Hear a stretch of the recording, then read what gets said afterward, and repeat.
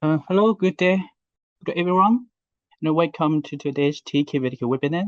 My name is Jesse, and I'm delighted to be your host for today's sessions.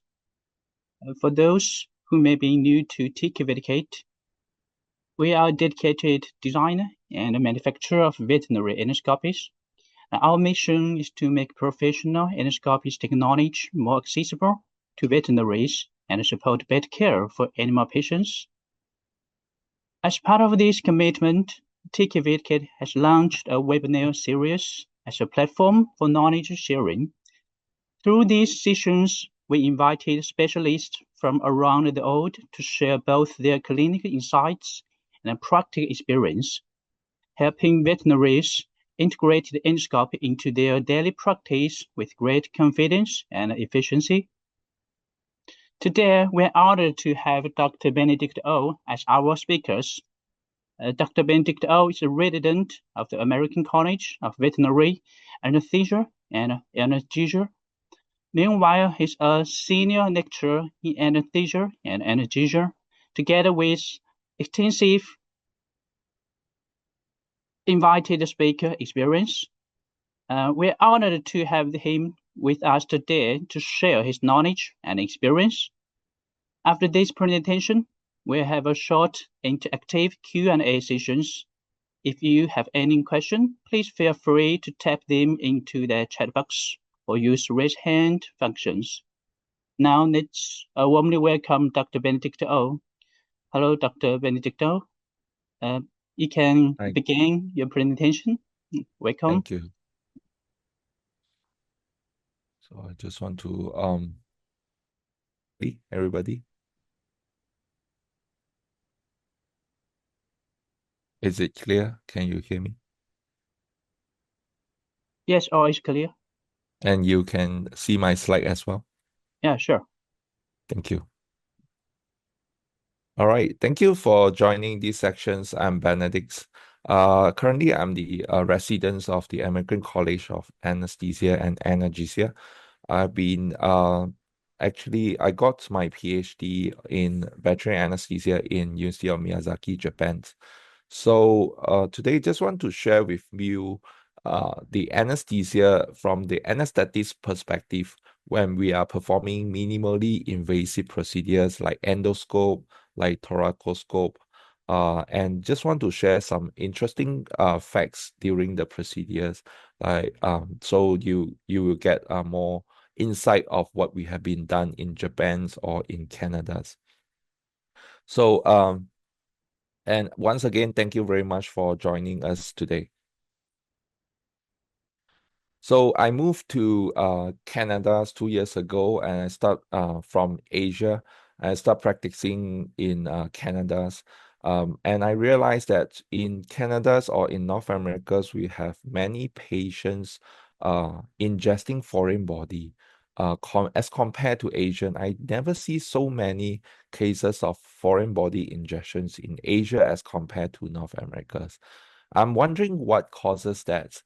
Is it because Asian parenting style is more strict than North America's? Because I realized that according to different seasons and festivals, the owner seems like just let their pets to free access to whatever around their households. Like during Christmas, we have received many cases of chocolate toxicity. Or for puppies, we have seen many cases of puppy ingesting their toys, or like during summers or springs or falls, you can see some of the patients will come in for porcupine quills ingestions, and or inhaling some like foxtail grass. So that is actually some interesting experience that I face in North America's.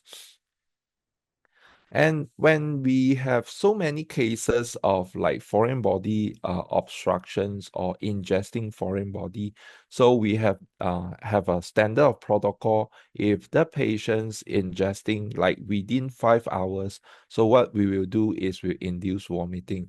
We will give apomorphine for dogs and then dexmedetomidine for cats to induce vomiting. But what if they already passed the 5 hours and we detect the foreign body is in the stomach. So then we can advise the owner, we can try to use endoscope to retrieve it out. But if the foreign body have went into the small intestine, so then the surgery removal is the last options that we have. But why our clients here they prefer endoscope than surgery? One of the reason is because we charge cheaper than surgery, and also they are not they have the worries if you are perform surgery, what about the post-operations complication like wound dehiscence? So then they prefer minimally invasive surgery more than surgery. But we also have to sometimes let the owner know in some certain cases we are not able to induce vomiting, we are not able to perform the endoscope as well. If there's some side effect as well, and we have to be cautious about that, especially when the patient is ingesting some sharp objects. So that is the cases that we have to be cautious, because if the sharp object lacerated the esophagus, it can easily cause pneumothorax. So then we have to let them to prepare. If something happened during the minimally invasive procedures, or we cannot retrieve anything from the endoscope, we may have to proceed for the rescue and surgery. So the first case is when we have dogs ingesting some foreign body material. In this case, it's poppy pins in the stomachs. So these dogs, I remember it was on last year, November. So whereby we have a Remembrance Day in Commonwealth country. So to remember those veterans or soldiers who sacrificed their life during World War I. So you can see many people wearing poppy pins during that time. And what happens is that is also the moment we see some of our dogs ingesting poppy pins as well. So we sedate the dog with dexmedetomidine and alpha-2 and methadones and opioids for analgesia and for sedations. And after the sedations, after the X-ray, we do not reverse it because we are going to proceed with endoscope or surgery. So this is how the radiograph looks like. In the stomach, you can see some radio opaques. Something looks like a poppy pins. So and we also examined from the chest X-ray. There's no pneumothorax. We didn't see the heart is floating, so that is good. So that means the esophagus may not be lacerated by the pin yet, but at the stomach is fully dilated with some suspected food material. So that will complicate the endoscopy retrieval of the foreign body, because you have so many food inside, it's become harder to get the pin. So the first plan is we are not going to induce vomiting in this dog because it has a sharp object. We do not want it to lacerate the esophagus. So, but we also warn the owner first, because the stomach is now full with the food, so it will be more difficult to retrieve the foreign body. And they are prepared if we fail to retrieve it using scope, then we have to proceed the surgery next. And we also let them know about the risk of pneumothorax. So when we inserting our scope, we see luckily the esophagus, there's no sign of tears. So that is good news. But after the procedure as well, we will recheck the esophagus. And besides that, I would also allow the patient, while they are still sedated and intubated, I will just let them inhale the room air and check their pulse oximeter, just to make sure there's no sign of respiratory distress due to lower respiratory tract disease. So I want to make sure when they're inhaling the room air, the SpO2 is more than 95%. So this is our scope room looks like. We have heating pads, and we have the monitor machines, and also we have fluid pumps and ventilators as well. So our patient will be placed on left lateral recumbency. And I understand traditionally, most of the time, what we will do is we will ask the operator, we will normally place the anesthetic machines near to the heads of the patients, right? This is how we perform our neutering procedures in those patients. But when you are performing some head procedure like endoscopy, like dental procedure, perhaps you shouldn't put the anesthetic machine near to the head of the patient, because that is where the operator will stand at. If you are placing the anesthetic machines and then the operator is standing between the patients and the anesthetic machines, then the anesthetists have no way to assess the patient or adjust the anesthetic machines. So that will make the anesthetics work become harder. So normally for head procedure like dentistry or endoscopy, we will put our machine at the corner part of the body of the patients. So anesthetic machine, instead of placing near to the head of the patient, we will put it at the tails of the patients. And then we can use some like L-shapes connectors to connect to the breathing circuits and the endotracheal tubes. So this is how the anesthetist will be able to assess the patients, and the IV catheter normally will be placed at the hind limbs so they can top up whatever anesthetic drugs they need to give. And the monitor machine also will be placed at the corner part of the patients. So this is how we arrange our anesthetic machines, our monitors, our CRI syringe pumps during a dentistry procedures. The head of the patient is facing the dentist, while the tails of the patient is facing the anesthetic machines and monitors and the anesthetist. So that will make our job easier. We are not intervening each other's jobs. And one of the complications when we are performing head procedure is when an operator or dentist or the endoscope operator, they are too focused in their job, sometimes they will accidentally cause a disconnection of the breathing circuits. So that's why we always use a capnograph to monitor the patients. A capnograph is a monitor that will measure the exhaled carbon dioxide levels. So if you suddenly see the level of exhaled carbon dioxide becomes 0, there's 2 possibilities or 3 possibilities. Number 1 is the most common one, the disconnections of the circuits. Number 2, it could be because the patient stopped breathing. Then number 3, and that is the not common consequences, is a sudden cardiac arrest of the patient. So capnograph would be able to let us to detect the most adverse side effects of anesthesia immediately. And we sometimes during the procedure like this, we are performing the endoscope, we also will hold the endotracheal tube sometimes just to prevent the endotracheal tube was extubated accidentally. Or sometimes we use some breathing circuit holder to hold the breathing circuit if it's too heavy. So, and when we are performing head procedure, it's hard to actually put our pulse oximeter, which is the one that you measure SpO2, at the tongue, right? Because the mouth region is like the operator need to manipulate or operate something in the head region. So sometimes we put the clip at the toes or at the side of the tails, but we have a better machines. We have a transreflectance machine.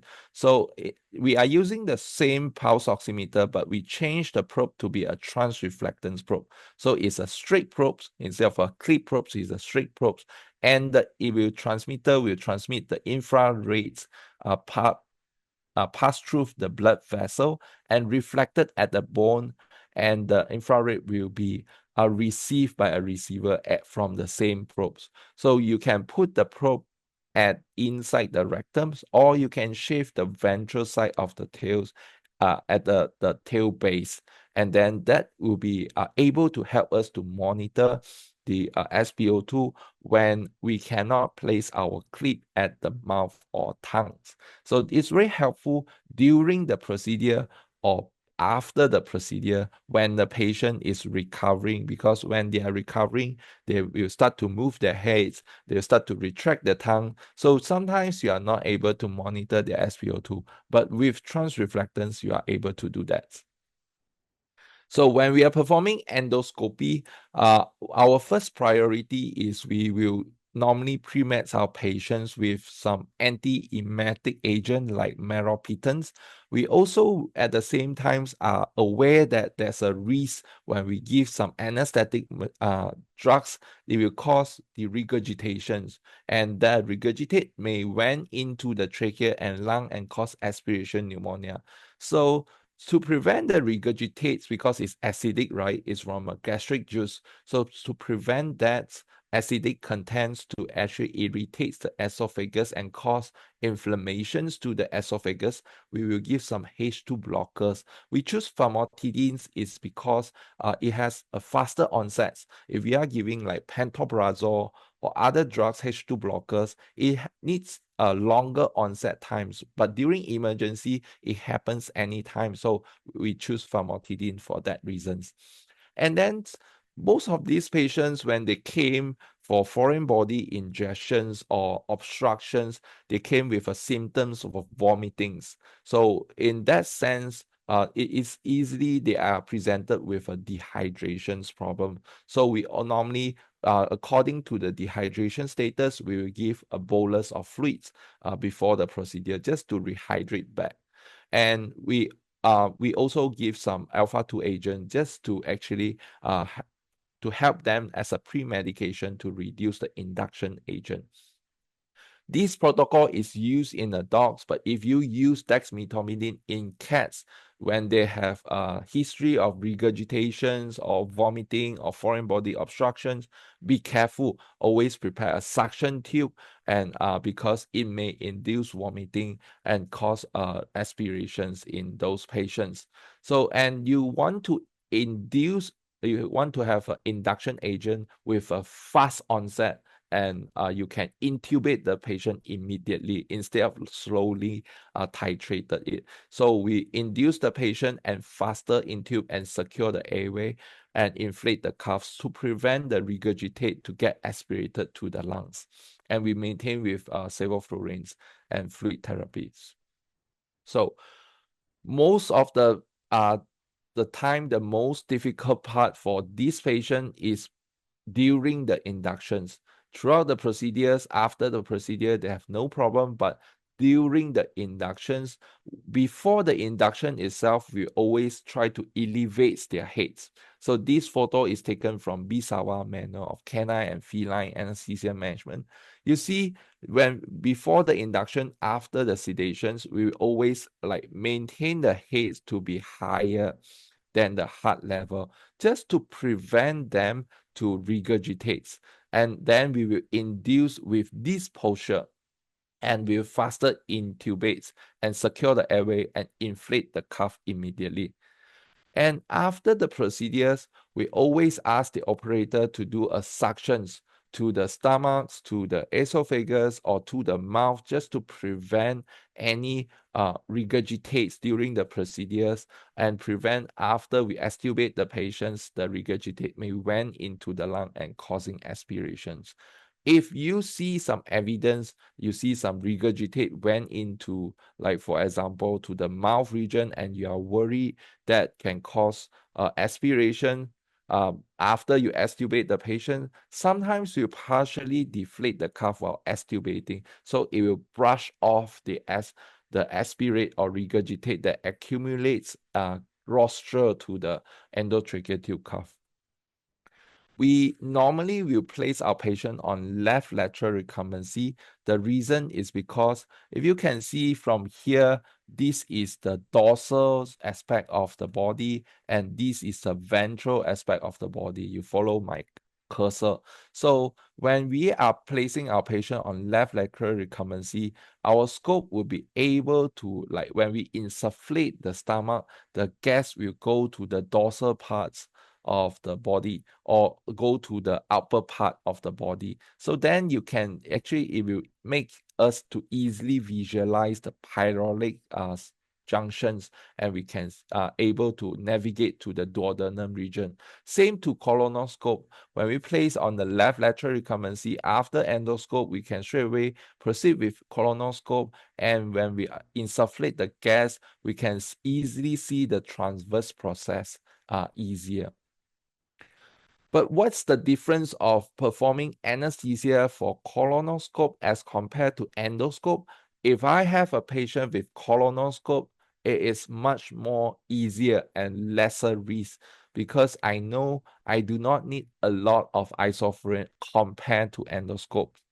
Because when you are performing endoscopy, sometimes you will trigger them, you will stimulate some nerve, and you cause a gaggling reflex. And then you have to give more isofluranes, more anesthetic to the patients just to calm them down. But when you are performing colonoscope, you do not need that much of isoflurane, I realize. But one thing you have to be careful is no matter you are performing endoscopy or colonoscopy, you will sometimes stimulate the vagus nerve when you are insufflating the gas. And that can cause bradycardia. So always prepare atropine with you. If you see the heart rate suddenly drops down and the blood pressure drops as well, you have to give atropine to increase the heart rate, and therefore you want to increase the blood pressure. Endoscopy, you also have another complication, which is the stomach distensions. So sometimes after the procedure, some of the operator forget to desufflate the stomach. So the stomach may remain distended after the procedure. Always remind your operator to deflate the stomach. And also you want to prevent some regurgitation or aspirations. When you are using mouth gag for any of your procedure for dentistry or endoscopy, in dog that is okay, but if you are doing that in cats, be cautious about that. Because in cats, this is a diagram for cats. In cats, they have these maxillary artery supply to the eye, supplies to the brains. So this angular process of mandible, as you can see from this contrast CT scan, when you close the cat's mouth, the blood can flow easily to the brains or to the eyes. But when you open the mouth excessively using mouth gag, the angular process will compress a maxillary artery, and therefore there will be reduced of supply to the eyeball and to the brain itself. So that can cause a post-anesthetic blindness. Some of you have experienced that in some of the cats, like whether they still do hypotensions or due to the mouth gag. So we have these retrospective studies. They found some post-anesthetic blindness in cats after they use mouth gag, or some of them have cardiac arrest as well. So there's 20 cats, and most of them are due when they are doing dentistry. Some of them when they are doing endoscopy, and they have used a mouth gag. But the next question is, if we have a patient post-anesthetic blindness, then what should we do? And what's the prognosis of that? Will it be permanent? So in this study, we see, this case report, we see there is 14 cats. So majority of them regain recovery, a certain degree of recovery. But that is not like immediately. Some of them will take months. So it takes some time for them to recover. But some of them unfortunately remain permanently blind. So that is the prognosis of what we foresee and what we can tell the owner. So my moral of story is try not to use mouth gag in cats when you are performing endoscope. What I would normally use is I will sometimes cut the 10 mil syringe or 20 mil syringe, and then I will just burn the edge of it, so make it not that sharp. And then I will just put my scope into that syringe as a so that the syringe shelf looks like a protector to my endoscope. So or sometimes you can cut the needle caps for your hypodermic needles, and then as short as possible. Then by then you can put between the canine teeth of the cats just to slightly open the mouth and protect your endoscope. And always after you have opened the mouth and you perform procedure in your cats, while their mouth is open for some times, always make sure to check their visuality after the procedure, because if you detect it earlier, you can do something different. So I have so far there's still no study says like what is the treatment if we have like post anesthetic blindness in cats or dogs. What's the treatment we should use? So far I can't find any.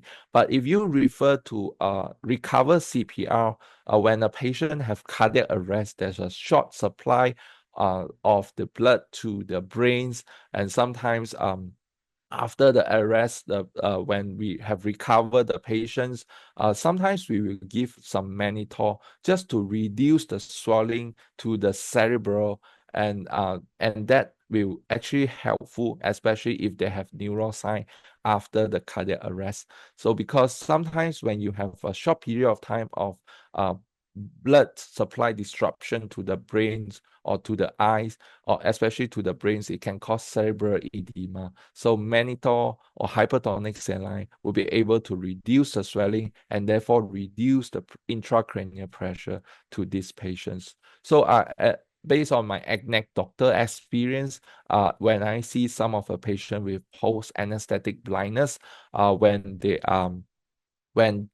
I make sure they are not dehydrated. Sometimes I'll give mannitol like 1 gram per kilogram, and to them intravenously slowly over like 30 minutes. I can see their visuality will drastically change and improve after 30 minutes of mannitol.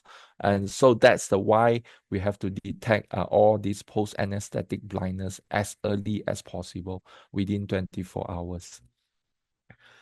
And after the procedure of endoscope, make sure your operator have deflate the stomachs so that the stomach will not remains inflated, because when the stomach remain inflated, it's just like a dog's with a just like a GDV, so a gastric dilation volvulus. This distended stomach can actually press on and disrupt the supply of returns of the blood supply of vena cava to the heart. So this contrast indicates a vena cava is actually pressing on it. So besides that, it also a big stomach actually will actually pressing on the diaphragms and make the patient to be harder to breathe.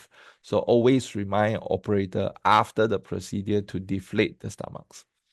And another complication during the endoscopy is when the operator is insufflate the stomachs, the distended stomach with gas will press on the vena cava, and that will reduce the venous return to the heart. And those patients, we will see the blood pressure drops. So during endoscopy, the most common complication we see is hypotension. So therefore, always, if you see your blood pressure drop and you have tried your best, you can give like IV fluids to your patients in bolus, like 10 ml per kilo of ARS in 15 minutes. But if it doesn't increase the blood pressure, you should make your operator aware and try to like deflate the stomach for a while until the blood pressure comes back to normal, and then you can ask the operator to proceed their procedure. So always communicate with your operator. And when we are performing, when a patient's stomach is insufflated, we need a ventilator, right? Because the stomach is pressing the diaphragm, the patient is feeling harder to breathe. So you need a ventilator, or you can manually ventilate yourself. So nowadays, we have many types of ventilator with different modes. I prefer to use pressure control modes in these patients, because the theory is when you have the insufflate stomachs, you increase the intra-abdominal pressure, and this will press on the diaphragm, and you make the lungs harder to expand. If you are using volume control modes, yes, you can do that because not a problem, but you will fix the volume. So regardless of the pressure, if you set 40 ml for this patient, regardless of the pressure, even this machine need to push harder, you just push harder to make sure the fixed volume to be delivered to the lungs. If your patients have no dehydrations and the pressure is not too excessive to compress the vena cava, it's fine. But some of the patients that came in for this procedure are dehydrated.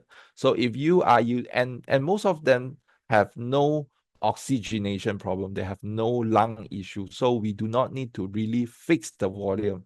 So I normally use pressure control, because if the machine detected there's high pressure to overcome, to expand the lung, instead of forcing the fixed volume to the lung, they will just maintain at the pressure of whatever that you set. So that makes sure there's no chance of barotrauma, and that will not cause excessive intrathoracic pressure and pressing to the vena cava.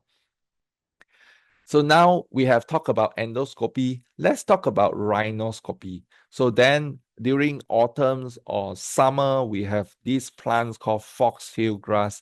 And in Canadians, we like to walk our dogs in dog parks. So sometimes when they are inhaling, they have all these foxtail go into their nose. And then they will have like chronic sneezing. They'll try to pause their heads. And this is one of the video I take from this person Instagrams. You can see how he retrieved the foxtail from the nose. And besides that, during summer, we also have porcupines. So porcupines, when they comes in, some of the dogs will feel curious. They'll start to bite it, and you see all the quills went into the nose and their mouth regions. Then we have to sedate the dogs and try to retrieve and pull out the porcupine quills one by one. But the problems of porcupine quills is, if you can see here, the end of a porcupine quills normally is like black color, and some of the black color ends will remains inside the body because we just can't pull it out sometimes. So we always warn the owner that we try our best, but we may not able to pull out those we are not able to visualize, so with our naked eyes. So there's chance that these porcupine quills, and we have seen some cases actually migrated to the lungs, to the trachea, or to their internal organs.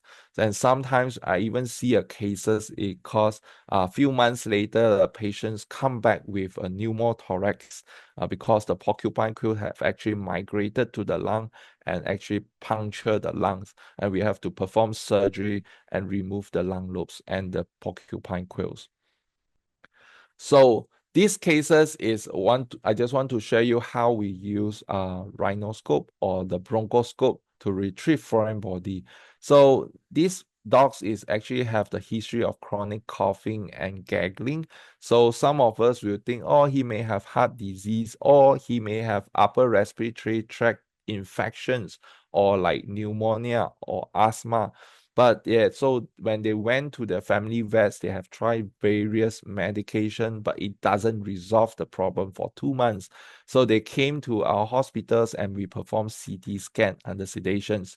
So you can see from this video, as referred to here, at the left main stem of the bronchus, you can see some radio opaque object, looks like a vegetative, looks like a grass. That's why it's very important to perform CT scan before you perform endoscopy or rhinoscopy, because that or any diagnostic imaging before this minimal invasive procedure, because that will save your time. Because when you are performing bronchoscope or rhinos, especially bronchoscope, your patient have like partial short supply of the oxygen, so you want to do it as quick as possible. So if you compare the left and right of the main stem, you can see the right side is normal, but the left side, you can see some radio opaque structure in their main stem. It looks like you can see at the left video as well. So this is what we see from the bronchoscope. The grass is residing here, and that causes the pneumonia. the inflammations of the lung due to the reaction to this one and secondary bacterial infections. So this is how useful it is when we perform our CT scan for rhinoscope or for bronchoscope. It actually allows us to visualize, and we can start to plan before we perform our rhinoscope or bronchoscope. So what's the complication when we perform bronchoscopy is you have to insert the bronchoscope into the endotracheal tube. In some of the patients, because they have tools, their size are smaller, so we even have to extubate them and put the bronchoscope into the trachea, and we have to closely monitor the pulse oximeter. If the SpO2 drop less than 95%, it indicates this patient have hypoxemia, because sometimes we can't, like here, we cannot supply oxygen to our patients unless we are using a bronchoscope adapter. So we normally in these bronchoscope procedures, I will use varieties of the pulse oximeter, the clip one on the toes, and at the same time, I use the transreflectance one so that I have multiple reading to be referred on. And remember, when you are performing bronchoscope, you are inserting your endoscope into the airway. You are not able to deliver your isoflurane because everything is inside the trachea, right? So what you need to use to anesthetize your patients is by a continuous rate of infusions of propofol or alprazolam. That is how you maintain the anesthesia. In this procedure, another complication we will see is when they are placing the scope into the trachea, it stimulates the patient to cough or have gagging reflex. Therefore, I like to pre-med our patient with butorphanol because it has antitussive effect. And also, I would like to put some alpha-2 agonists like dexmedetomidine. So because I realize that it can give a very prominent sedative effect to our patients. Then I induce and maintains the anesthesia with propofol CRI. You can place it 0.1 to 0.4 milligram per kilogram per minute. So from time to time, I will put our oxygen supply near to the endotracheal tubes just to supply some oxygen to the patient. But if you see the SpO2 drop less than 95%, then you have to ask the operator to retrieve their scope from the trachea, and we have to connect our oxygen supply to the endotracheal tube, or you have to intubate the patient. And the endotracheal tube you use sometimes, if you are planning to do a bronchoalveolar lavage, I will use a sterile endotracheal tube, and I will use a sterile jelly to lubricate the cuff of this sterile endotracheal tube, because you are going to retrieve some sample and you are sending those sample for bacterial culture. So you do not want to have other like core founding factor if you are using a non-sterile endotracheal tubes. We use bronchoscope adapter in our practice. Like, what does it mean is you can actually place your scope here, and that will direct to the endotracheal tube while you are actually connecting to your breathing circuit at this ventilation port. So you can supply the oxygen at the same time when they are putting the scope. But the problem of using this adapter is sometimes from a realistic point of view, sometimes the operator doesn't favor this bronchoscope port because it has a diaphragm. The diaphragm is to prevent the leakage of the air, but it also makes the insertion and removal of the scope, the movement of the scope become harder. So that's why sometimes they will remove the diaphragm, and that will cause a leakage from these ports. So therefore, that's why your patient is no longer inhaling 100% oxygen. So the moral of the story is when you are performing a bronchoscope, always closely monitor your SpO2. If they are dropping less than 95%, sorry, you have to take out your scope. I will connect to 100% oxygen, and I will close the leakage. So our patient will receive 100% oxygen, and I will restart the operations when the SpO2 go higher than 95%. So after removing the grass at the left main stem, you can see there's some grass, there's a secondary bacterial infection, there's some pus as well at the left main stem here. And this is what we retrieve out from the airway of this dog. This dog had been suffering 2 months for coughing, for gagging. Nobody knows what happened. And finally, we found what happened. There's a grass residing at the airway. And then we go to more distal side to the left corner bronchi, we also found a grass there as well. But because the airway diameter is too small, so we are not able to retrieve this grass. So what do we do is we do a bronchoalveolar lavage. We try to flush that area so that by floating, hopefully the grass will just come out a little bit out, and then we can retrieve it out, and it works. So this is a small extension tube we create by ourselves and use a hypodermic needles to connect to this extension tube. So we put it into the scope and we will do we will actually lavage with 2 ml per kilo per site of normal saline. So if we compare using bronchoscope guided versus blind methods, it seems like bronchoscope guided, because I have performed both methods, I found that bronchoscope guided will actually, after the procedure, because you are not inserting too much volume of the fluid to the lungs, because the fluid that you put it into the lungs, even though it's saline, it takes some time, like up to a few hours or a day for them to reabsorb the saline. So when the saline is still in the lung, it's caused a drowning effect, and the SpO2 will drop. So when you are using bronchoscope guided, you require lesser amount of saline to be instilled into the lung. So that is the advantage of using that, and you are more specific to the site that you want. If you see this site, there's some lesion, there's some pus, and you want to flush this area, you are able to do that. And you separate these total volumes of 2 ml per kilo into 3 parts. So that means you are not giving the full dose of this one. You just divide by 3, 1/3 of this volume to one site. So that is actually better for the lung post-operatively. But if you are using a blind methods, then you are actually actually inserting your tubes, red rubber tubes, through the endotracheal tubes. Sometimes you reach until the carina area, and then you will flush with a higher volumes of salines. And then you just put the heads down and try to cuppage the chest regions and retrieve the sampling from the endotracheal tubes. So you are actually flooding all the lung lobes. So you need more volumes, and at the same time, you will cause a more disruption or depression to the respirations after the procedures. So chest percussion is what we did when we put in the saline there. We will just do a percussions, and we want to see the sampling we get out as is foamy. So that means there's a surfactants there.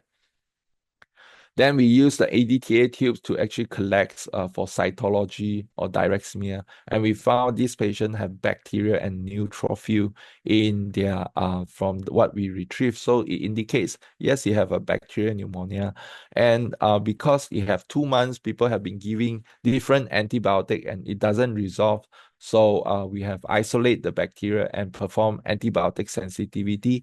We found these 3 bacteria, and we found it's sensitive to the Clomox and doxycycline, and that helps us to decide what kind of antibiotics we want.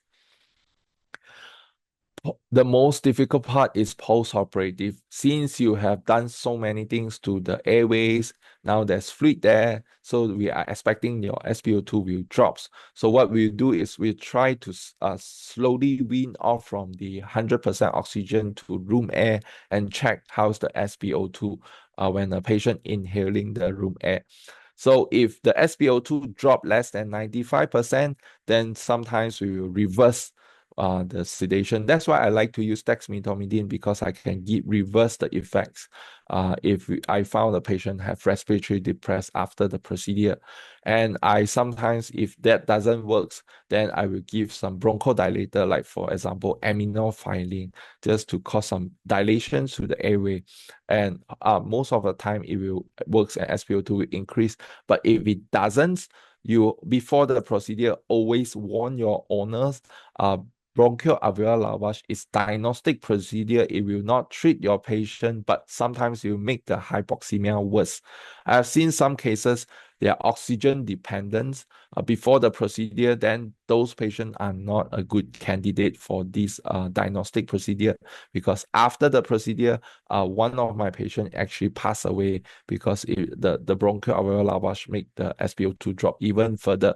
So always let the owner know that sometimes it may cause the hypoxemia problem to become worse, and then they will prepare. Oh, sometimes after the procedure, the patient may not go home on the same day.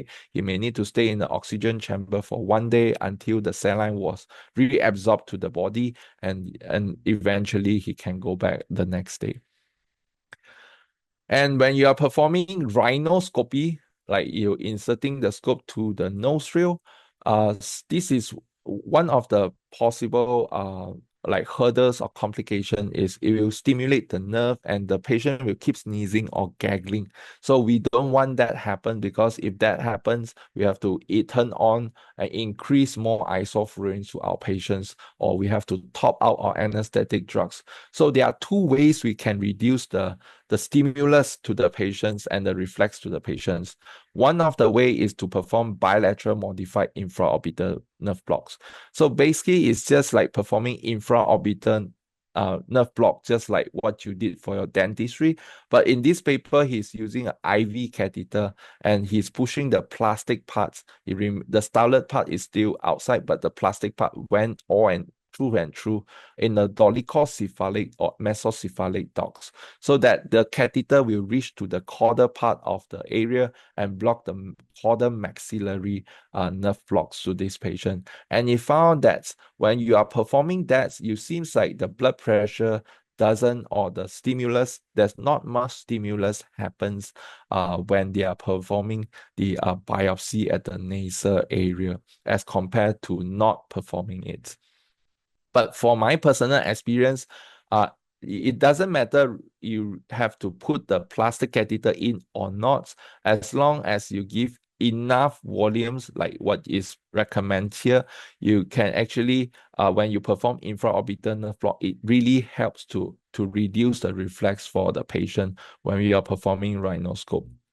But be careful if you are performing infraorbital nerve block in a brachycephalic dogs or in a cats, because the infraorbital foramens is so close to the orbit, to the eyeball. So sometimes you have a case reports when they are performing the infraorbital nerve blocks in a rhinoscopy in cats. They found that these cats have a puncture to the eyeball due to the injections when they are performing the infraorbital nerve blocks.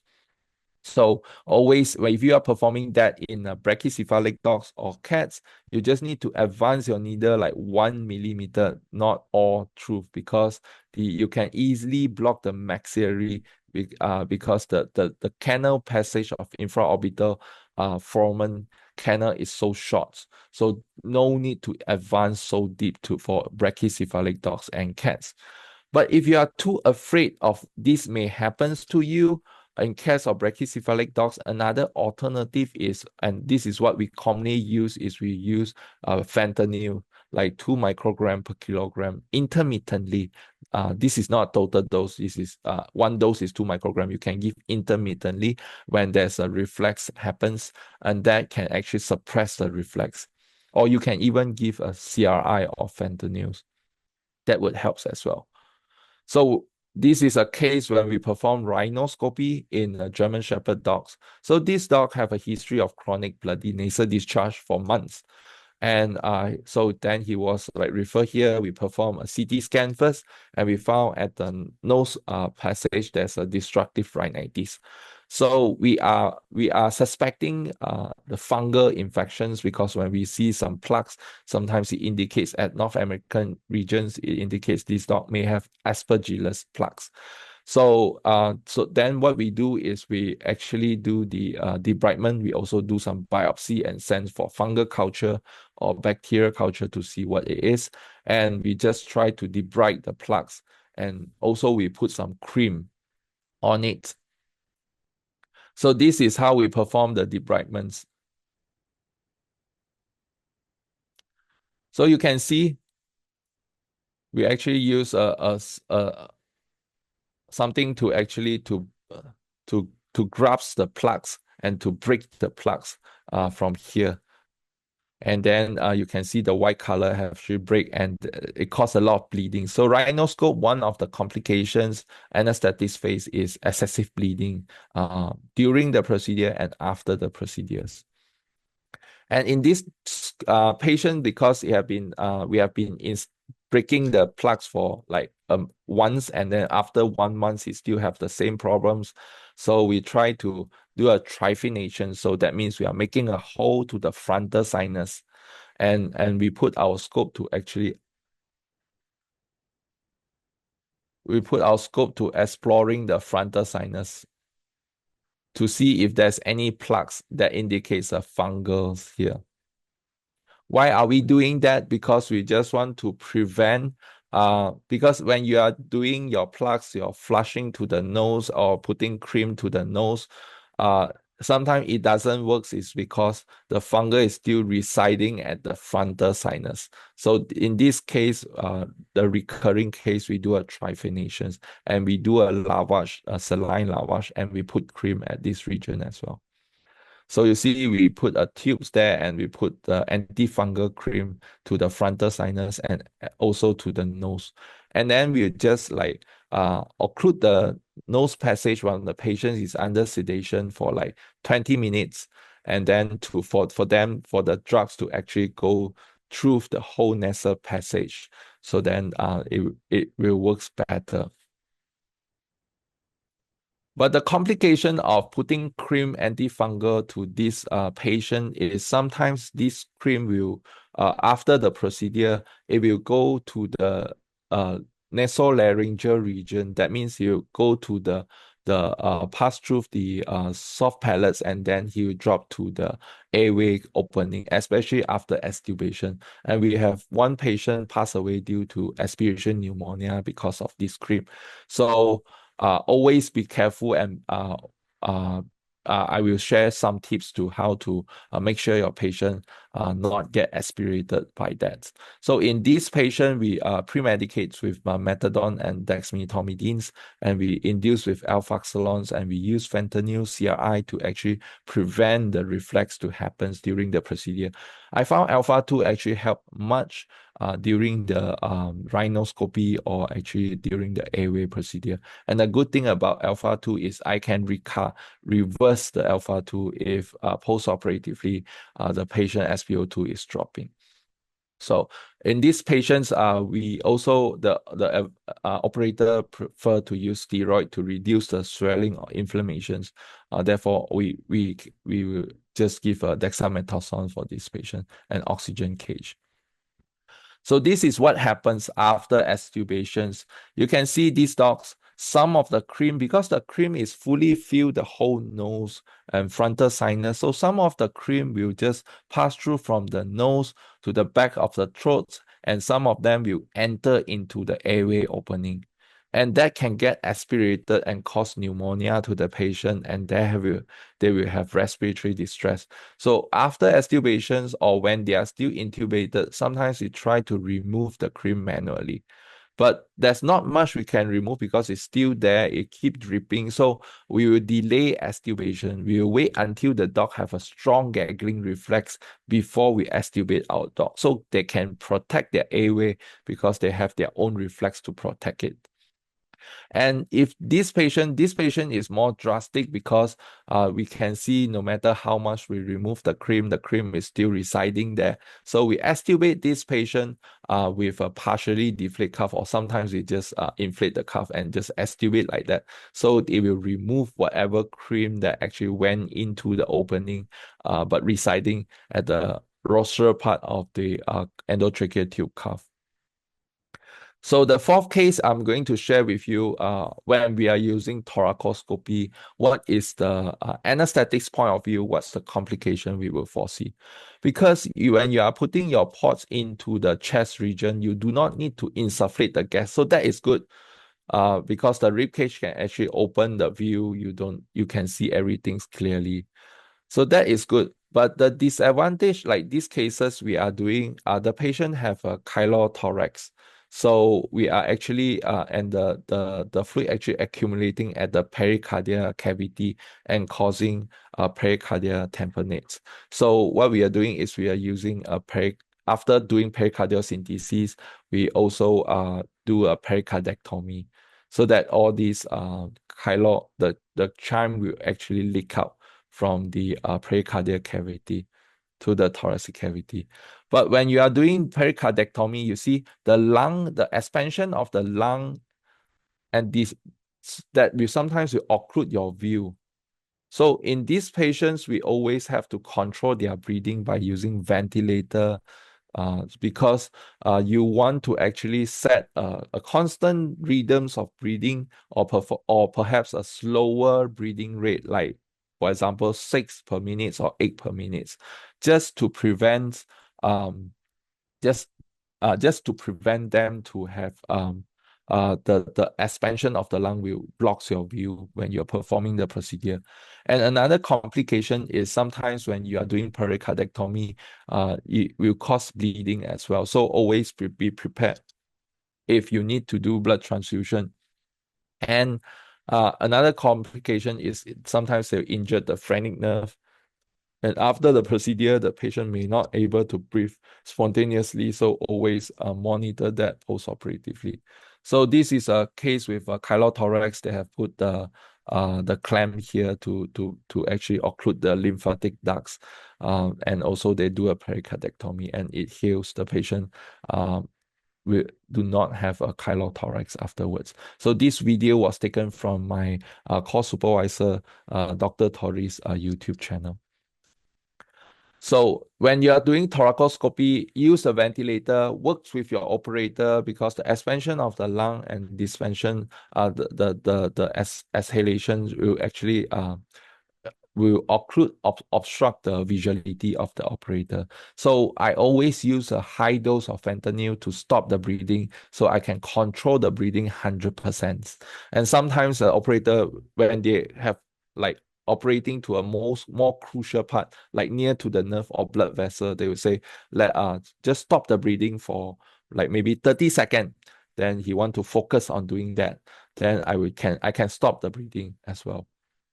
So that is make us easier. If you can see, I use very high dose of fentanyl, like 40 microgram per kilo per hour. And that is fine because fentanyl is short acting. You just need to give them some time for them to recover. Or you can use a reverser if they have a respiratory depression after the procedure. So always use the ventilator when you are using thoracoscopy, and after the procedure, we put a chest tube to the patients, and post-operative management, analgesic management, we can actually instill the bupivacaine 2 milligram per kilogram in a lower concentration for them to actually provide analgesic to the pleural cavities 3 times per day. And always monitor your ECG as well when they are doing pericardectomy, because sometimes it can cause arrhythmia. It can cause some ventricular premature complex to your patient when the probe touching to the wall of the heart. So that is about thoracoscopy. You need a teams when you're performing all these thoracoscopy or laparoscopy. Now we're mentioning about laparoscopy. So laparoscopy, one of the procedure I like to encourage you to use your scope is cystotomy. Why? Because it was so common in our practice to see a patient with systolics that you need to do a cystotomy. But the problem is when you are, so he is putting a urinary catheter, and this is what we do, right? When we cut the urinary bladder, we use a urinary catheter and we flush it to flush all the catheter, the stone in the urethra to the bladders. But why is it so important? And I encourage you to use scope in cystotomy is because most of the time we have a perception minimally invasive surgery can only provide a benefit of smaller incision. That is not true. Sometimes I see that like when we perform cystotomy conventionally, what we do is we always have to like remove the stone with our naked eyes, and then we will just go to take X-ray, and then if we see a stone, we have to open it again. But if you are using a scope, just now you saw the urinary catheter tips, and he's flushing. When he flush, you can see some stones that you can't see with your naked eye. All these microscopic size of the stones can only be seen by the scopes. And now you don't have to go and take X-ray, you can immediately take it out. And you can suture it.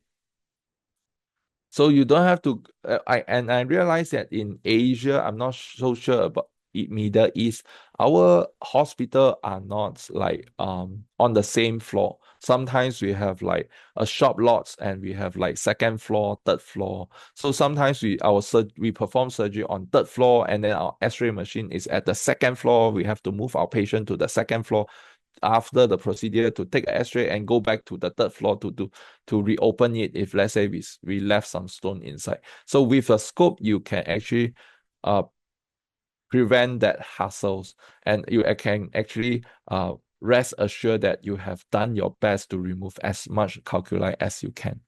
So now he's suturing the urinary bladder wall, and then from the scope he see, okay, he's suturing very well, and then he's suturing the subcutaneous layer and the skin layer. So this is very practical. You can use that in your common practice. Even you are opening the abdomen, even though you are doing your cystostomy like conventionally, but you still can put your sterile scope into the bladder to make sure there's no stones, instead of closing it back, take X-ray and reopen it. And sometimes it can cause some sterility issue. It can increase the anesthetic time. So if you are performing laparoscope, like for example, if you are retrieving some abdominal organs like cryptorchids, the testicle residing in the body, to make you visualize it better, sometimes you put the heads down. Like this horse, he have a cryptorchidism. So they're performing laparoscope to actually take out the testicle from the abdomen, to make sure they can visualize the testicle easier. They put the heads down so the gravity will pull the testicle too near to the camera. So, and sometimes if you are performing, like for example, liver biopsy, or you are doing gallbladder removal, cholecystectomy, then you want to put your heads down so the gravity will pull the cranial part of the abdomen organs closer to your camera.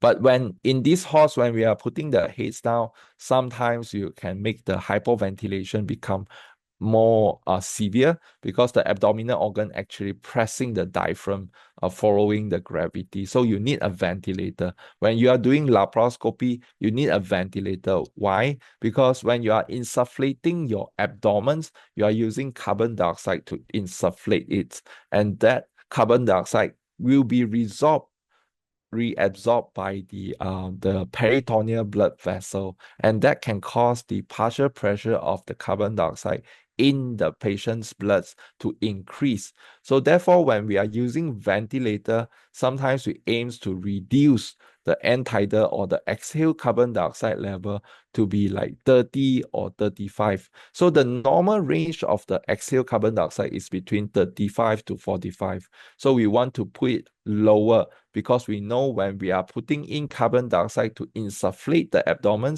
it will increase the carbon dioxide. So use your ventilator to reduce the carbon dioxide level in the bloods. And if you maintain these positions for a long time, head down position, sometimes it can cause pharyngeal swelling, very prominent in this horse, because you can see a swelling here. So that can cause upper airway obstruction. So in this case, we have to delay extubation. We actually just sacrifice this endotracheal tube and tie it at the mouth side until the patient able to stand well and walk, then only we extubate the tubes. But you don't have to do that for your small animal patients. Small animal patients normally don't have much swelling, according to my observations. They most of the time have hypercapnia, which means the carbon dioxide that was used to insufflate the abdomens actually was absorbed and caused a high CO2 level to them. And all this insufflation actually pressing diaphragm. So you need a ventilator. So now, when you look at the thoracoscopy, you look at the laparoscopy, you realize that you need a teams. You can no longer function just like your normal neutering process, one surgeon, one technicians as the anesthetist or assistant. You can't do that. You need a teams. You need an anesthetist just focus on anesthesia work. You need ventilators. You need an operator, not just one but two sometimes, because he have to pass the instruments to you, and you have to hold some of the camera and things like that. So you need a team to perform that. So now we talk more about how anesthetists use all this scope for our procedure. One of them is we use the otoscope to guide intubation in exotic animal. So in rabbits, this is how we choose our size with the scope. When we visualize the arytenoid opening, we just choose the tube that with a 2/3 of the size of this opening. So you can refer to this table for rabbits. So we normally prepare a few size, like 3 size, one size smaller, one size larger, and actual size. And we prepare stylet for endotracheal tube as well. And the cotton bud is useful for us to actually retrieve the tongue, and we can pull out the tongue. And we need an anti-fog solution for our camera because it fogs so easily. And also, you have to measure the length of endotracheal tube from the incisor until the thoracic inlet. So this is I am demonstrating how we can use scope. This is a cat, but actually normally we use scope for exotic animal, like what you can see here. This photo is taken from the website of these products. So you can see how he used the scope. This scope actually is like 2.8 millimeters, so it's quite small. So it's useful for us to intubate an exotic animal, and then yeah, you can actually visualize. In turtle, actually, we no need to. For me, I don't have to use a scope. But I normally use scope for rabbits, for like neonates. But because turtles, sometimes I can see it. But if you can't see it, you can use scope to help you. Endoscope or the scope otoscope guiding intubation is a common procedure to be used in human anesthesia. So I normally use for rabbits or for like neonates. In guinea pigs, we try to use it once, but then we found it very hard because in guinea pigs they have a very special structure. They have this palatal osteums. That means they don't have the epiglottis and all these things. They have just a wall of the bone, and there's a hole in the middle of that wall. So you just need to aim that hole, and the hole is very small. So it's very hard to actually for us to intubate. And normally for a scope guided intubation, we prefer to choose a scope with a 30 angles scope, because and this is the product that you can use from this company, because this paper, this picture was retrieved from this paper. You can see if you use the end plates scope, your view actually just focusing on the soft palate. You are not able to see a more ventral side of the arytenoid opening. But if you are using a 30-degree slanted angle of the scope, you are able to visualize the arytenoid opening. So in cats, this is how we position our rabbits. We put it on the edge of the tables, let the forelimb to hang there, because we want the neck to be in a straight line with the forelimbs.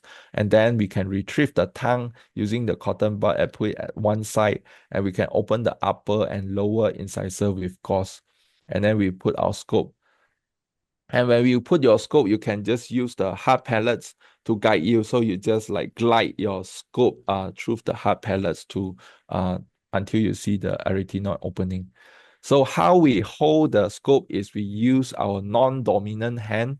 So our non-dominant hand, let's say you are right-handed, so you use your left hand to hold the scope. And then when you hold the scope, you want this the angle of the camera to be facing you, not facing the eyes of the patient, because this is how the trachea is always like at the ventral side of the esophagus. So you want the camera to face you or facing the larynx, not the soft palates. So a preferred size of the scope that you can use is 2.7 millimeter scope. And then this is the first view that you saw. Normally you see the soft palates of the rabbits, it will cover, because they normally have a long soft palates, and it will cover the epiglottis. So what you need to do is you can use the scope, or you can use your endotracheal tube to actually just flip the soft palate, so he's no longer covering the epiglottis. So then if you see the erythema opening or the glottis, then this is the moment you can actually spray your lidocaine drops to prevent laryngospasm. And always make sure you can visualize the arytenoid opening and make it at the center of the camera. If you can't visualize that, what you can do is you can withdraw the scope a little bit, then you can see until you can see the opening. And make sure you can visualize the endotracheal tube.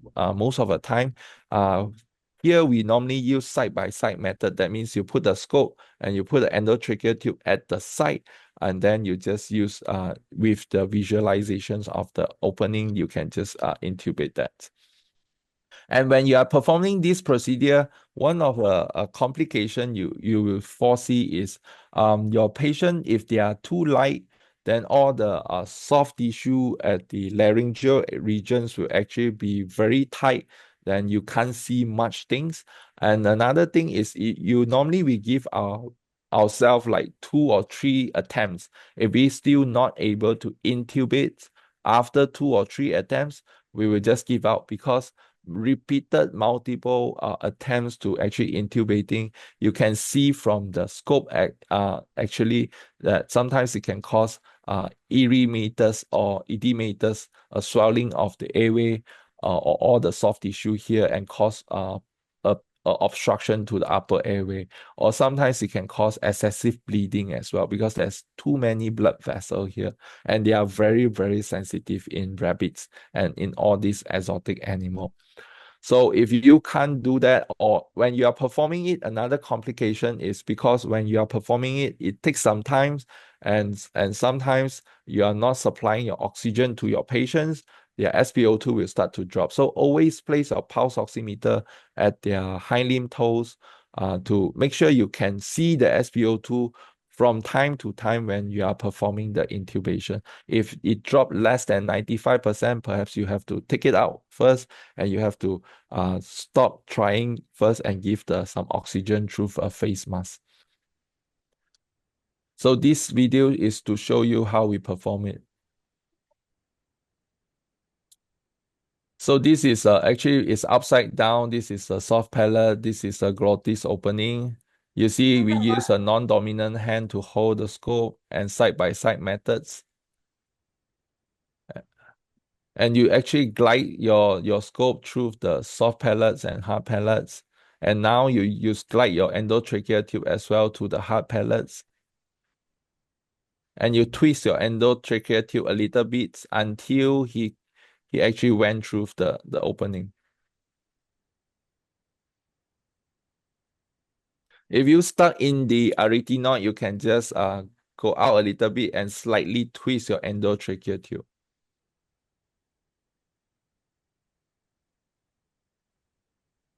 So this is how it looks like. It looks easy because this patient, actually he's very sedated. But if your patient is like lightly sedated, then it will be very hard, because it will just not allow you to see the openings. The other methods is over the tube methods. That means your endotracheal tube actually covering your scopes. So then you are putting your scope inside the endotracheal tube, and then as a stylet, then when you visualize the opening, you put your scope into the trachea, and then you just let the endotracheal tube to glide through. The problem of this technique is your endotracheal tube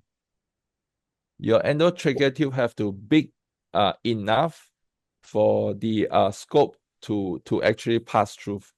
And this scope actually went into the trachea already. And now we glide through the endotrachea into the trachea. This rabbit is about 4 kilograms white rabbits. So you can actually do that with a bigger endotracheal tube. You see, we remove the connector so that we can put the scope into the endotracheal tube. But if you have a small rabbits, then it's harder. You can't use this method anymore. You have to use a side-by-side method. Okay, so let's move to the poll. This is the end of my presentation. Thank you very much for your attention. So let's move to the polls of at the end of presentations. So what minimal invasive techniques do you perform in your practice? You can choose more than one option. I'm just curious to know. Okay, So you have you. 60 seconds to answer.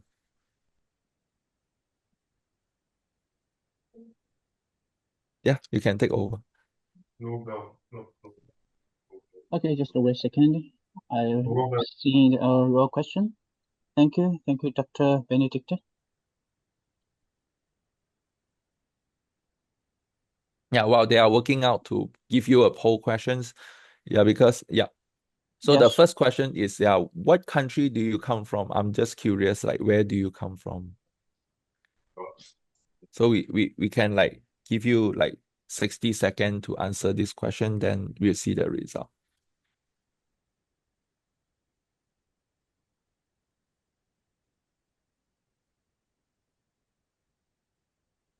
Okay, there's now there's two audio, three. Just one. Wait a second.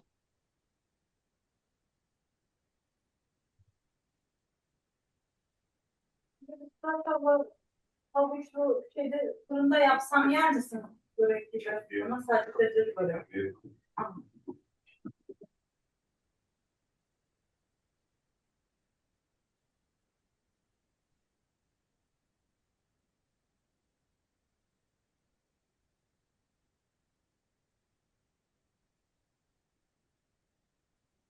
Yeah, after 60 seconds, then we'll see like where do you come from?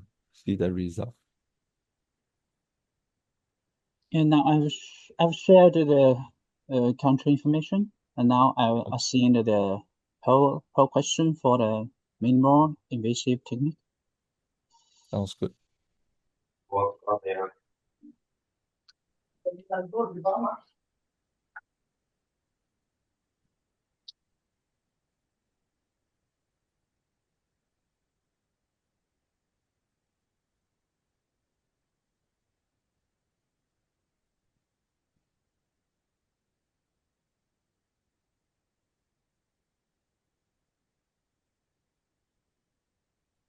Or if you can't answer this poll, you can actually write your answer from the okay. Then the next poll question is like, what kind of minimal invasive technique do you perform in your practice? Is it endoscopy or colonoscopy or rhinoscopy or otoscopy? And if you have difficulty to answer this poll, you can write your answer in the check box so you can know your answer.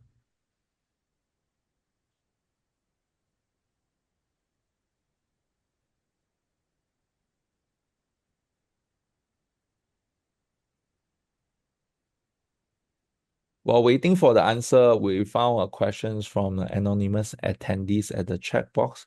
So he actually asked he or she asked a very good question. He say, what is the cutoff level of blood pressure when we say we have to check the patient? So yeah, so for when we are monitoring our patient, the most important things is the SpO2 and the blood pressure. But most of our patients underwent for this minimal invasive procedure, unless they have lung tumor or chest problem, most of them are okay. So we don't have to worry about that. So the only thing we need to monitor is blood pressure. So the cutoff level, normally I set like 65. Textbook will say 60, but I'll make it 65. Then which minimal invasive techniques we perform in your practice? Most of you are endoscope and colonoscope. Perhaps it's to retrieve the foreign body or do biopsy. And some of you, 40% of you do rhinoscopy. So that is good as well. So yeah, so thoracoscopy and laparoscopy need a team. So I understand why is it so. Yeah, so back to the question for the blood pressure.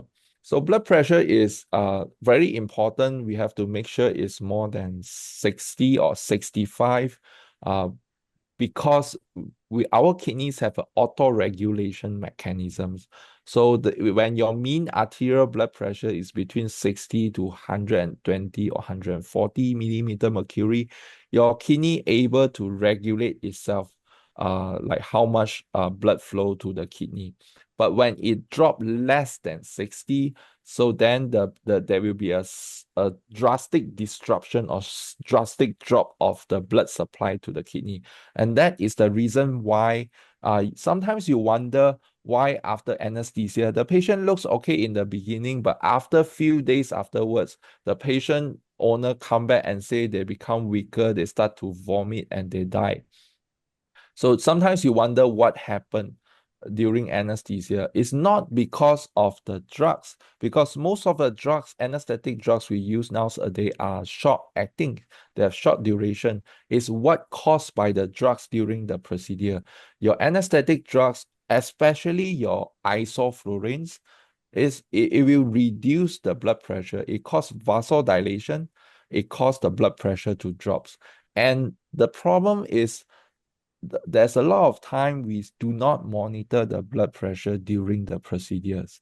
And why I know, because I've been working in private as well. So, and also we have receiving many referral letters from a general practice. They never mention about the blood pressure during the procedure.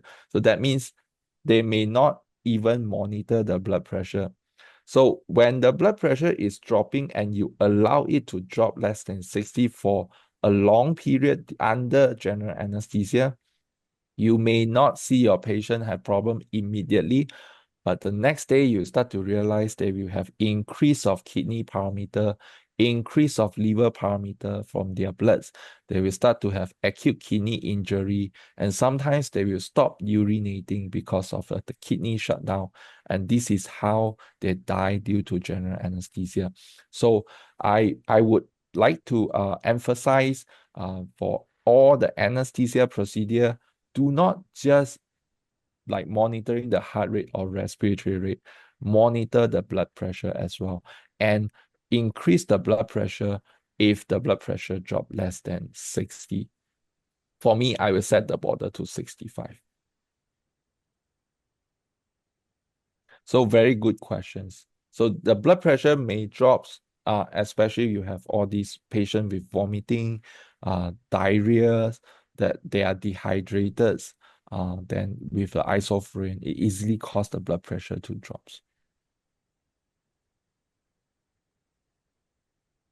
Okay, do we have other questions? Yes, thank you, doctor. So any other questions? Still welcome to ask the doctor.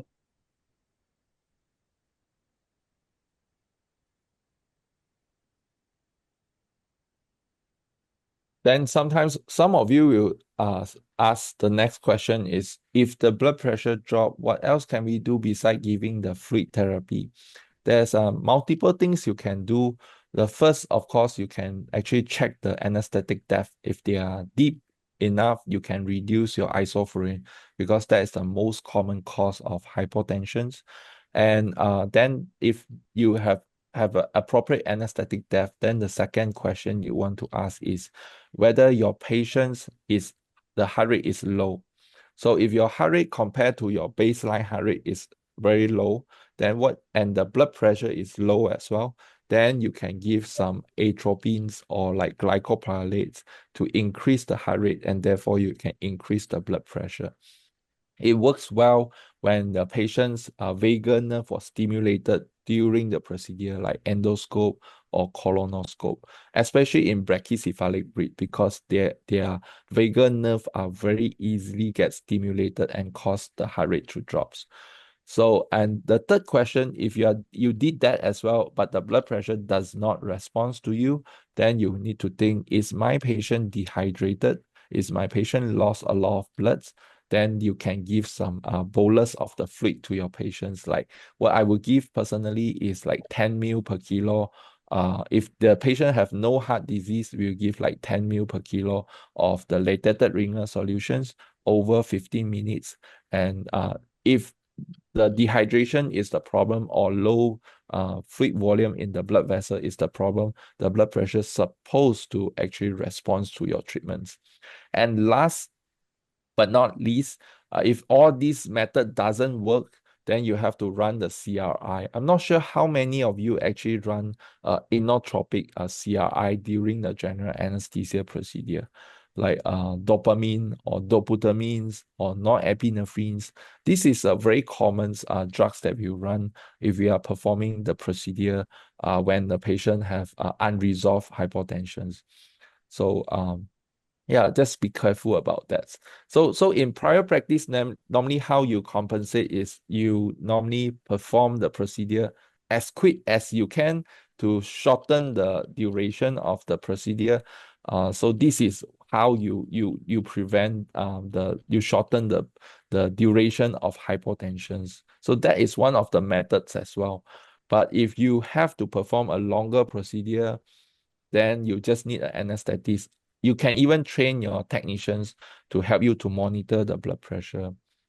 Yeah, and actually to help you to regulate and increase the blood pressure if it's possible.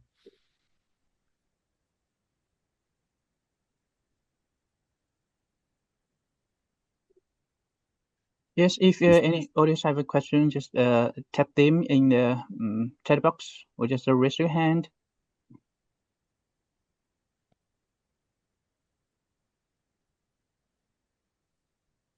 Yeah, you can, if you have any questions, you can just write it there. Then other than that is the I realize that nowadays if you have time or if you are willing, you can write down. I'm curious, just want to know more about you.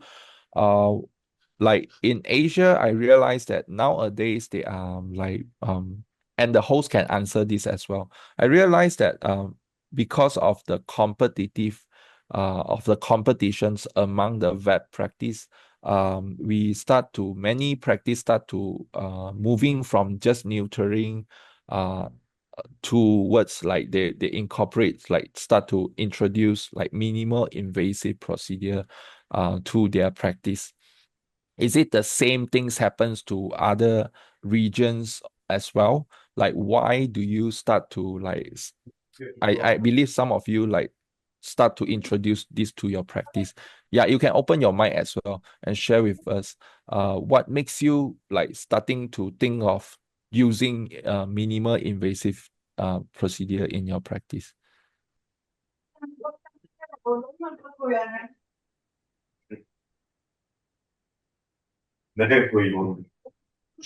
Yeah, I can hear you if you want to tell us. Because in Asia, we see a lot of practice. Initially, they are more focusing on neutering, like doing pyometra or doing some dermatology and things like that. But nowadays, like almost most of our people have starting to use the endoscope. So endoscopy, colonoscopy is no longer a luxury. It seems like it become a necessity to most of the practice already. I'm not sure why, because I didn't work in private for some time, but it seems like I can see more and more practice are using endoscope and are starting to exploring to use the laparoscope as well, especially in spaying procedure. But actually, why there's a trend of using all these procedure nowadays? What makes you think that you want to start to use this in your practice? If you would like to share. Okay, we have a feedback in Belgium. I see as a wholesaler for TK vet kits, a lot of clinic wanting a basic setup, but often use, yeah, I agree. I agree.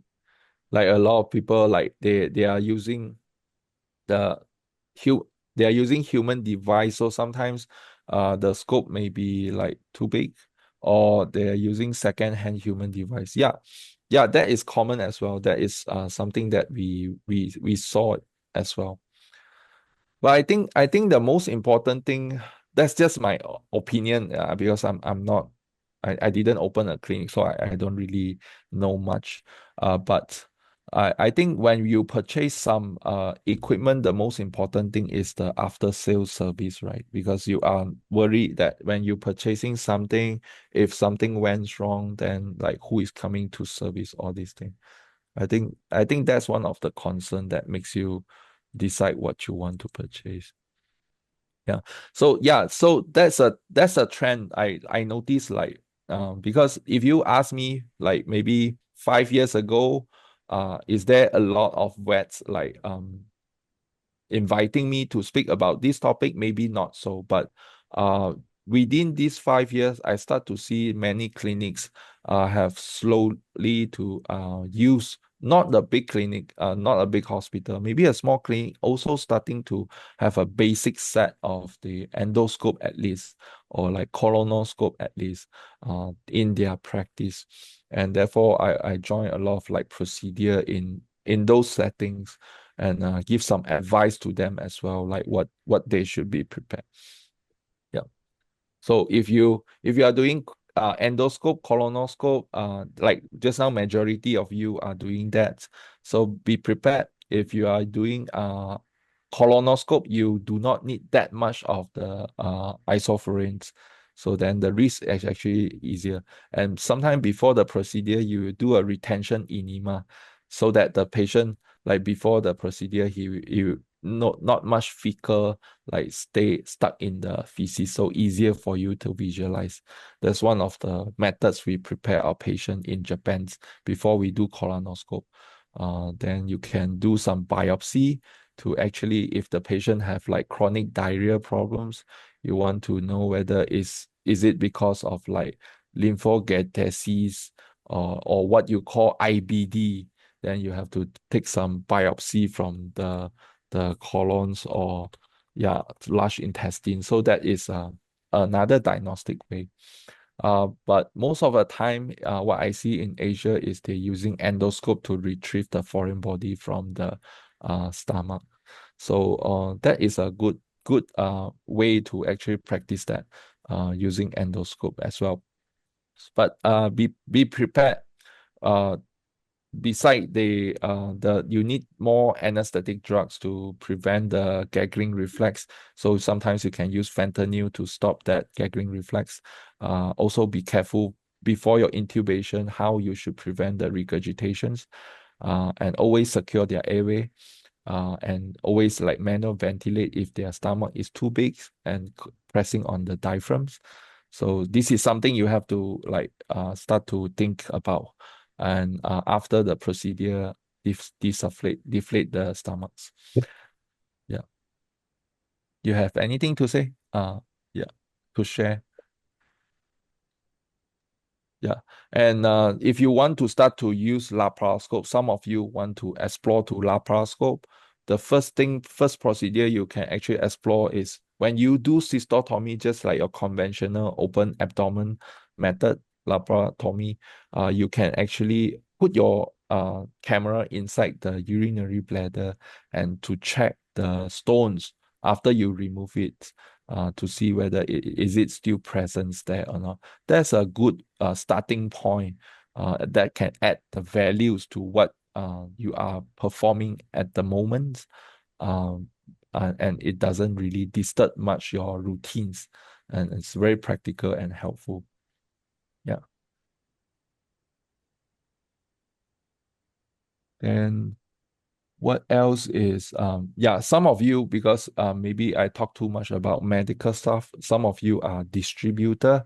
So sometimes you you know better than me your clients, like what do they want, what questions do they have normally when you are promoting your products.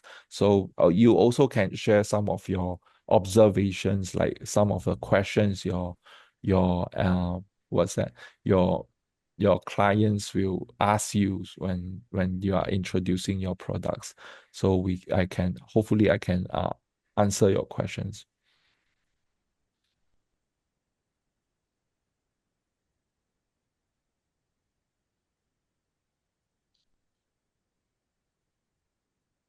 In here in North America and Canada, because we have all these foreign body obstruction almost every day.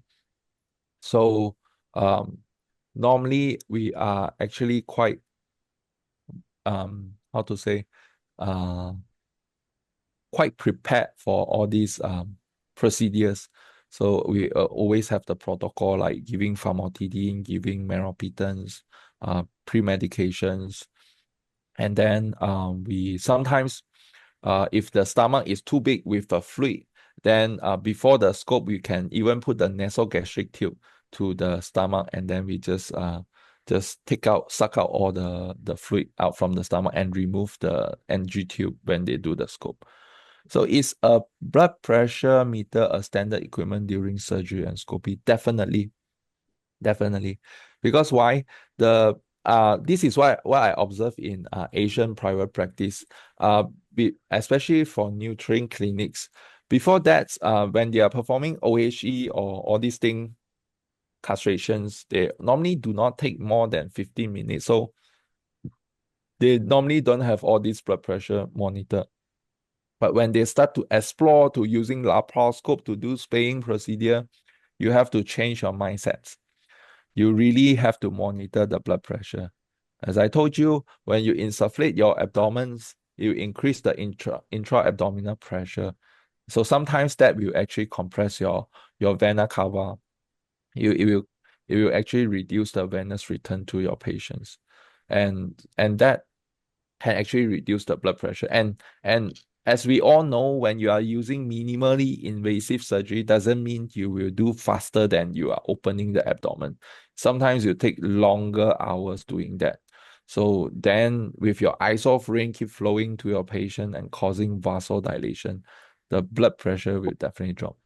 So there's a few incidents in Asia whereby when I work as a senior lecturer in teaching university, veterinary university, I actually encounter a few lawyers actually coming to in Asia.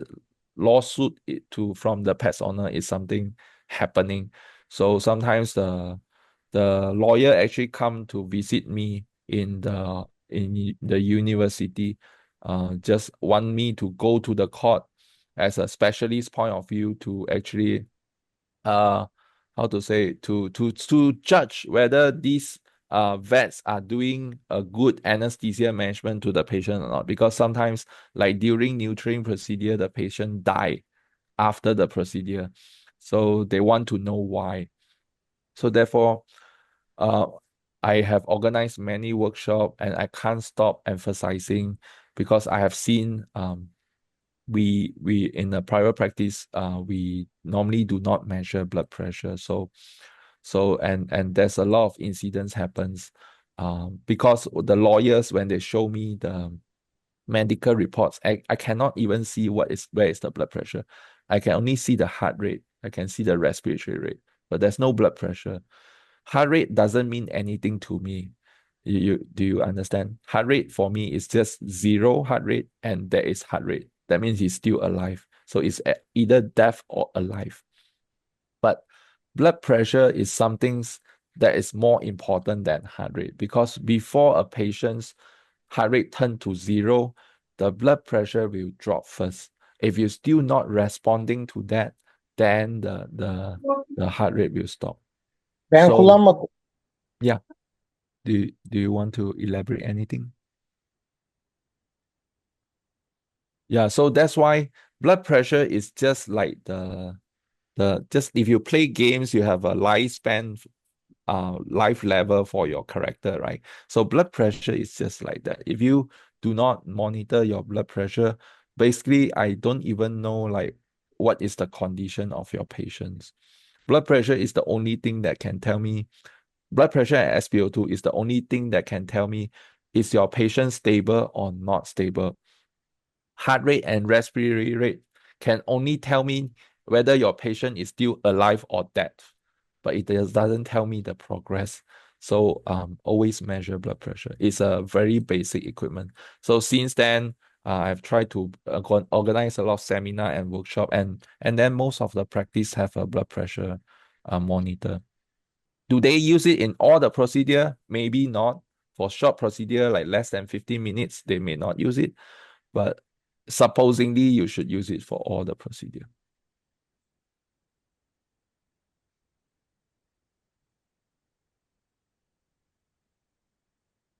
And that's what we do, right? As an anesthetist, actually, what do we do? Our job actually is just to maintain the blood pressure. So what is the job when you have anesthetized a patient is just to maintain the blood pressure. Yeah, it should be a should it be a SOP? This is how I promote. I normally because I have two backgrounds. I am from academic side. I work in academics as a lecturer. I study PhD. So I work in a teaching hospital. I also work in a private practice for some part of my life as well. So for me, it's hard for me using my role as an academician to ask the general practice to say you should do this or you shouldn't do that, because when I work as a general practice, I realize that the most important thing as a general practice, if you want us to do something new, is that thing must be easy, practical, and cheap. If it's difficult, if it's out of their routine job, it make their life more difficult, then they will not use it. Even though you ask them, you say it's mandatory and it helps the patient, they will just not use it. Because you know, right, working as a small annual general practitioner is so busy. You do so many things and so multitasking. So but how I encourage them to monitor blood pressure is sometimes I can make the procedure easier. Like for example, some of the blood pressure machines have the auto measure setting. So he can auto measure every 2 minutes or every 3 minutes. So I teach them how to use that setting. Or sometimes I teach them like how to use like how to say how to actually use the blood pressure when the blood pressure drop, and I teach them a easier way to counter attack the hypotension, like for example using dopamine CRI, how they can store their dopamine CRI, how they can easier calculation and not make the procedure, the protocol as easy as possible. So and sometimes they can even print some like a paper and put in their OR room, like what should they do when the blood pressure drops. So yes, it is a mandatory for a blood pressure monitor under general anesthesia. But at the same time, we also need to make it easier for them to monitor. So relying everything on the general practice, the vet itself, is hard. So if you want to build a team for laparoscope or thoracoscope, the most practical suggestion is you can start to train your technicians. Because to maintain your endoscope, every time when you finish doing your endoscope, you have to clean your endoscope. To set out your laparoscope, you need a technician to set out the laparoscope and how to sterilize the laparoscope equipment. So what I observe is for some practitioner, private practitioner, they are successful in doing all this because they are able to train an experienced technician to handle all these equipments. So perhaps you can start to train your technicians to be an anesthetist. You can start to train your technicians to be the one who are in charge and taking care of the equipment. That will helps you a lot, because vets are carrying too many responsible. They need to consult, they need to do surgery and other things. So yeah, that's just my opinion. Yeah, so even in short procedure, yes, you have to like monitor the blood pressure, but you can delegate that responsible to the technicians. Do you have any other questions?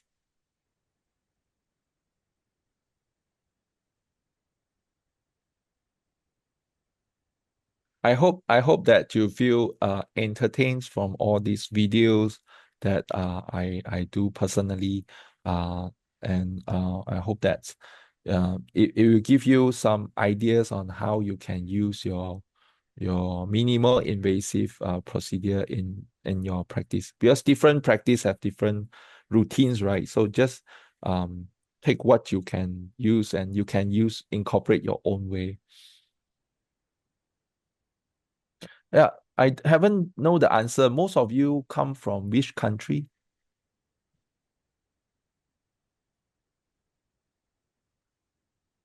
What's the first question's answer? Where are they from?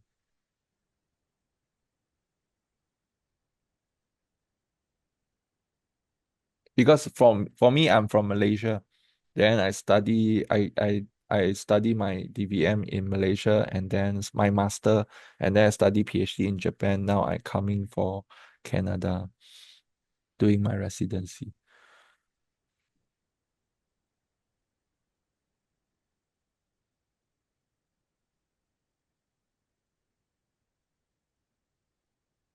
Yeah, so so that's what I found as well. Like in the beginning, I feel quite surprised, like why so many foreign body obstruction happens here. But it is what it is. I found in North America we have many cases obstruction problems. You can see from like nose obstructed with grass. You can see in the airway that you found grass. Sometimes porcupine quills. You can see they are ingesting pins, sharp object, toys. So that's what we do here. But compared to Japan, I don't do much laparoscopy here. There is some for the arthroscope, but not much for laparoscope. Japanese, they are more focusing on laparoscopy.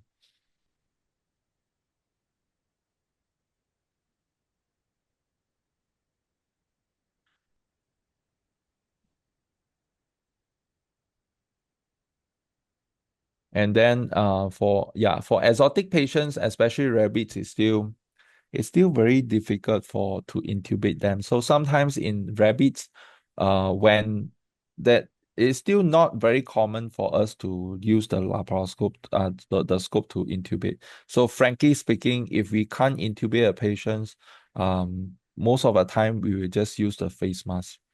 We try, but if we can't, just use the face mask, and keep the procedure as short as possible.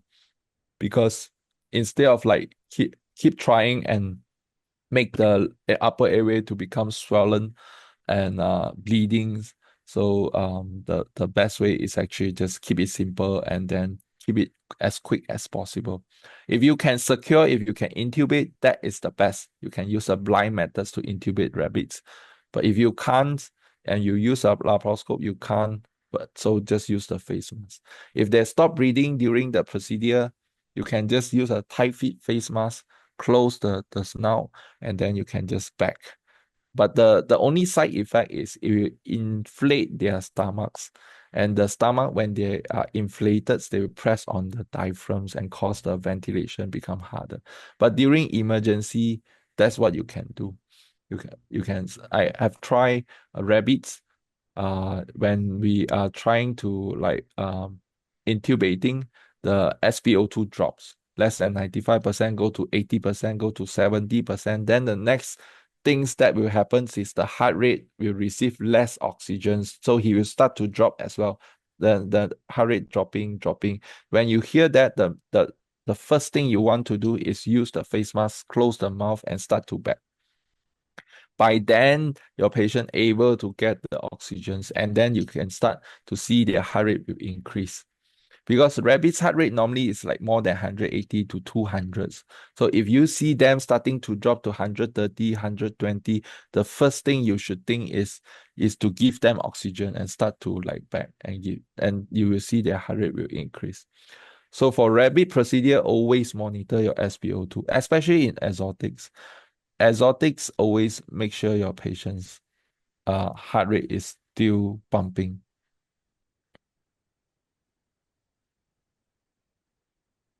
Then the other side effect blood pressure will cause is it will cause the blood perfusions to the brain to reduce as well.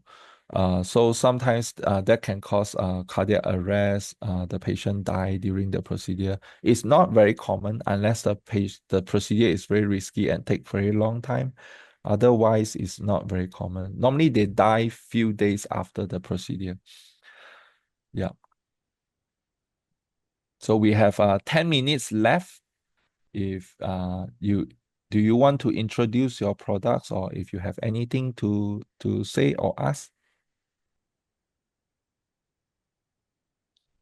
Yes, just if any others has another question, welcome to ask the doctor. Oh, okay. So we have yeah. So Belgium, but no veterinarian. I understand. Yeah.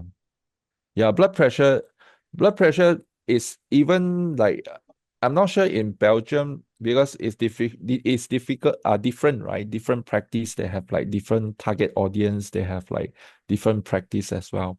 So sometimes I will promote them to measure blood pressure because blood pressure machine is not cheap as well. So like some of them will cost like the good one sometimes will cost like 2,000 Canadian dollar, and then so sometimes for a beginner they will feel hesitating to buy that. So for a beginner, normally I would ask them to buy a cheaper options, cheaper device you can find in the markets. Maybe not so how to say, not so as good as the one which is more expensive, but at least they have starting to do something for their patients. And I found that when they start to see the effect of the good side of measuring blood pressure, then they will start to use it. I even share some of the story in Japan's.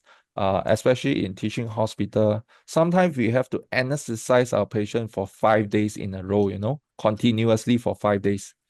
So how do we able to achieve that is because we put our catheter into the artery. So we actually measuring the blood pressure directly from the artery. So by just controlling the blood pressure, we can maintain our anesthesia for 5 days. Why do we do that? Because some of the patients, they have lung disease.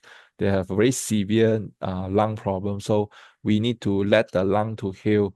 And if we just stop the anesthesia and wake him out, he is not able to breathe on his own. So we need to intubate and start the ventilator, just like COVID patients. Sometimes they are sedated, they are intubating, and let the ventilator to run for a few days. So same thing happens what we do in Japan, but we are able to anesthetize a patient for 5 days because we measure the blood pressure. So this is how important. So anesthesia is not an art. A lot of people say anesthesia is an art. They are afraid of anesthesia. They don't know what happened during anesthesia because their patient just died like immediately or like suddenly. But actually, a lot of things happens. The blood pressure may drops already for some times, but because you didn't monitor it, so you do not know all these things happening. Once you start to measure blood pressure, once you start to control your blood pressure, you realize that you can reduce a lot of mortality and morbidity during your general practitioner. And suddenly you realize that the answer that you are searching all this time why certain patients die during nurturing procedure, you suddenly found it out. Because the death due to general anesthesia normally due to two common causes. One is hypoxemia, one is hypotension. So it's either one of these or both. So if your SpO2 is always more than 95% most of the time, then the other reason is hypotension. So then you should start to monitor the blood pressure. Especially when they want to starting to move from a nurturing clinic to a minimal invasive procedure clinic. So that is very crucial.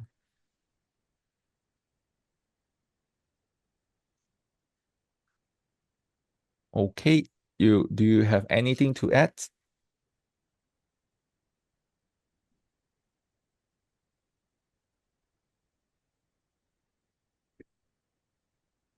Sorry, we are actually about endoscopy and endoscope. Then now we talk more about the blood pressure.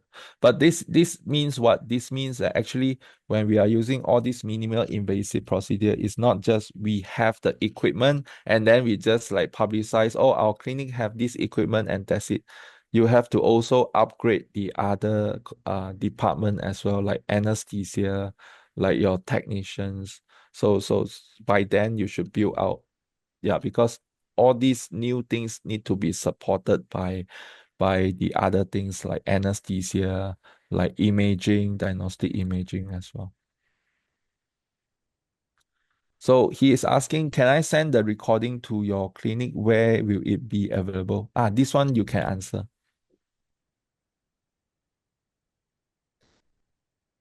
Mr. Phillips is asking, can he send the recording? He or she send the recording to his or her clients, and where will it be available?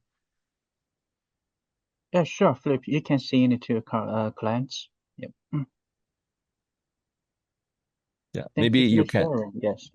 Yeah, you can contact them later by emailing them to get a copy or recording. Sure. After the exhibition, after presentation, I send you the recording file. You can send it to your clients.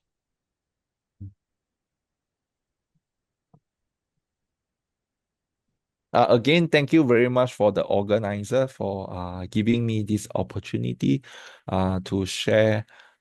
Because for me, giving presentation is just like writing diaries, just like sharing with you what I see here in North America, what I see in Japan's, and to show you so that you can actually like just like doing a vlogs, you see what I see.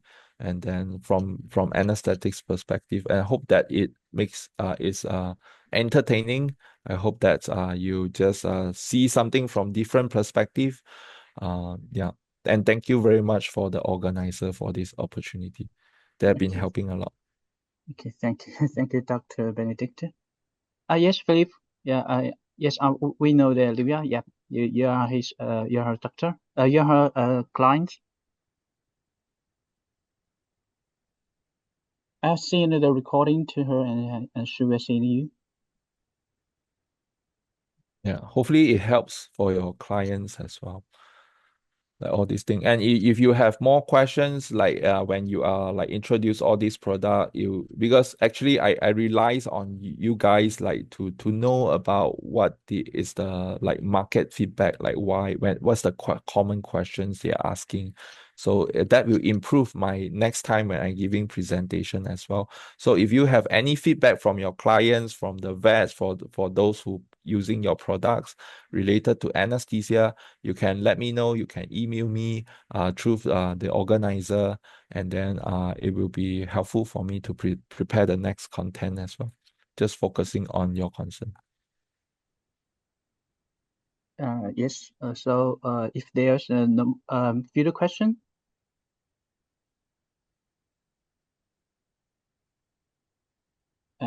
If there's no more question, this session is going to be the end. And at the last, thank you, Dr. Benedict, for the insightful and engaging presentation. We've gained a valuable perspective on operational details for animals, anesthesia, and medical procedures. And at the same time, we're also pleased that endoscope can reduce the pain associated with animal diagnosis and treatment. And last, thank you everyone who joined us today. your participation made this session truly worthwhile.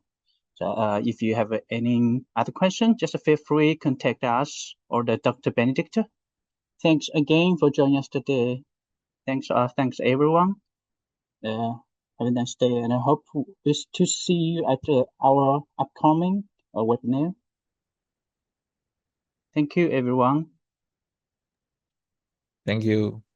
Thank you. Thank you. Have a nice day.